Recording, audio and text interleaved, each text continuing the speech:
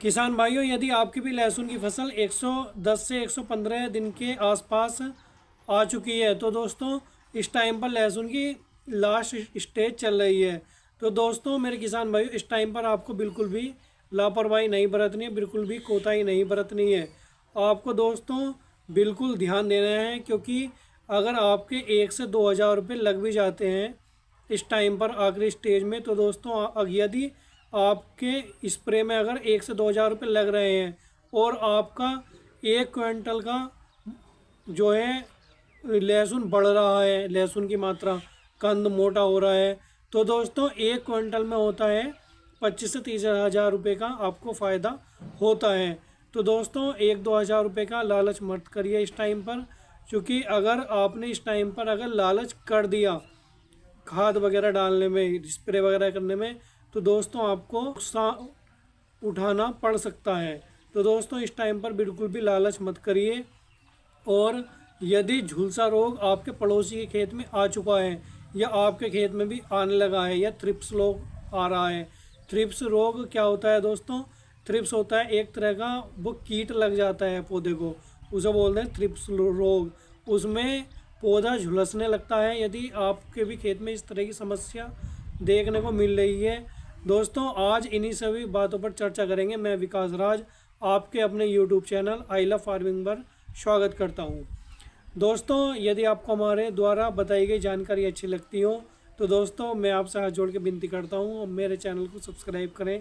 और मैं आपसे विनती कर रहा हूं कि हमारे चैनल को सब्सक्राइब करने के बाद बेल आइकन को दबा लें, ताकि दोस्तों मुझे जब आप सपोर्ट करते हैं तो मुझे भी अगली वीडियो बनाने के लिए मोटिवेशन मिलता है। दोस्तों चलिए टाइम ना वेस्ट करते हुए शुरू करते हैं। दोस्तों मेरे किसान भाइयों, लहसुन की लास्ट स्टेज इस टाइम पर चल रही है। तो दोस्तों आपको बिल्कुल भी स्प्रे करने में यानी कि 1 से 2 हज़ार रुपये का लालच नहीं करना है। यदि आपके खेत में झुलसा वगैरह रोग आ रहा है तो ये दोस्तों आपके खेत में झुलसा और थ्रिप्स दोनों ही नहीं आ रहा है, या पड़ोसी के खेत में आ रहा है, तो भी दोस्तों आपको सतर्क रहना है। और यदि आपके खेत में आने की संभावना है झुलसा वगैरह, तो दोस्तों आपको तब भी आपको सतर्क रहना है। और नहीं भी आ रहा है मेरे किसान भाइयों, ये रोग वगैरह आपके खेत में बिल्कुल अच्छा है, तो दोस्तों अच्छी बात है। तो आप कंद मोटा करने के लिए इस टाइम पर स्प्रे कर सकते हैं। तो दोस्तों हमारी इस वीडियो पर बने रहिए। सबसे पहले तो मैं आपको बता दूं कि झुलसा या थ्रिप्स वगैरह रोग जो होते हैं वे आते क्यों हैं। जैसे मेरे किसान भाइयों, आपके खेत में नमी है और वो पानी सूखा नहीं है, यानी कि खेत में नमी थी और ऊपर से आपने सिंचाई कर दी थी नमी के ऊपर से, तो दोस्तों आपके खेत में झुलसा आने के चांस बन जाते हैं। यदि आपके खेत में पछुआ पवन निकल गई है, यानी कि पछुआ हवा चली है, तो दोस्तों वो कहीं ना कहीं उसे सुखा कर ले जाती है नमी को। परंतु अगर पछुआ पवन नहीं चली है, पछुआ हवा नहीं चली है, तो दोस्तों आपको घबराने की ज़रूरत नहीं है। मेरे किसान भाइयों, आपको झुलसा से बचने के लिए आपको करना है लूना एक्सपीरियंस का स्प्रे। लूना एक्सपीरियंस लेना है आपको 2 ml और पानी लेना है उसके साथ में 1 लीटर। उसके हिसाब से आप अपनी कैन में मिला लेना है, यानी कि मिक्स कर लेना, उसका आप स्प्रे कर देना।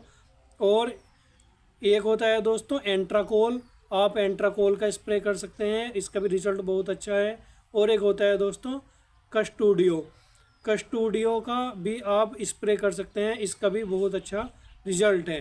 अगर आपके खेत में थ्रिप्स देखने को मिल रहा है, यानी कि एक कीड़ा वगैरह आपके लहसुन में लग रहा है, तो दोस्तों आप ट्रेसर का स्प्रे कर सकते हैं, या दोस्तों आप डेलीगेट का स्प्रे कर सकते हैं। इन दोनों के ही रिजल्ट बहुत ज़्यादा शानदार हैं। आप इन दोनों में से किसी एक का स्प्रे कर सकते हैं। किसान भाइयों, यदि आपको लहसुन का कंद मोटा करना है, यानी कि वो उसका कंद मोटा हो जाए, तो आपको करना है 0-0-50 का स्प्रे, यानी कि 3 किलोग्राम प्रति एकड़ के हिसाब से।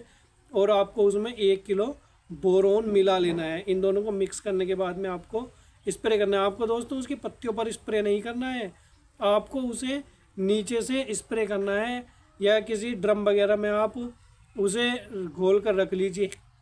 आप उसे नीचे से चला सकते हैं और उसके साथ में आप पीछे से सिंचाई कर सकते हैं। इसका दोस्तों रिजल्ट बहुत ही शानदार देखने को मिलता है। और दोस्तों यदि आपको इससे भी बेस्ट रिजल्ट लेना है, इससे भी बड़े रिजल्ट लेना है, तो ये सब करने के बाद में आप दोस्तों NPK 0-52-34 का स्प्रे कर दीजिए। ये स्प्रे आप ऊपर से भी कर सकते हैं, यानी कि एक थैली स्प्रे करना है आपको 1 एकड़ में। दोस्तों मेरे किसान भाइयों, मैं आपसे बता दूं कि दो तरह के झुलसे होते हैं। एक होता है कि जिसमें पत्ती ऊपर से नीचे की ओर पीली पड़नी शुरू हो जाती है, यानी कि पहले जो उसकी फंगल है वो पीली पड़ती है, फिर बाद में पूरा पौधा पीला होता चला जाता है। और एक होता है यानी कि पत्ती बीच में बैंगनी कलर की होती है, बीच में झुलसती है शुरू में, और बाद में जो है सारा पौधा पीला पड़ता है। दोस्त तरह के झुलसे होते हैं जो मैंने आपको दवाइयाँ बताई हैं, ये दोस्तों दोनों तरह के झुलसों में काम करती हैं। दोस्तों मैं विकास राज आपसे विदा लेना चाहता हूँ आज की वीडियो में, बस केवल इतना ही। यदि आपको हमारे द्वारा बताई गई जानकारी अच्छी लगी हो तो दोस्तों मुझे सपोर्ट करें। दोस्तों मुझे भी मोटिवेशन मिलता है। बस दोस्तों आज की वीडियो में केवल इतना ही। धन्यवाद।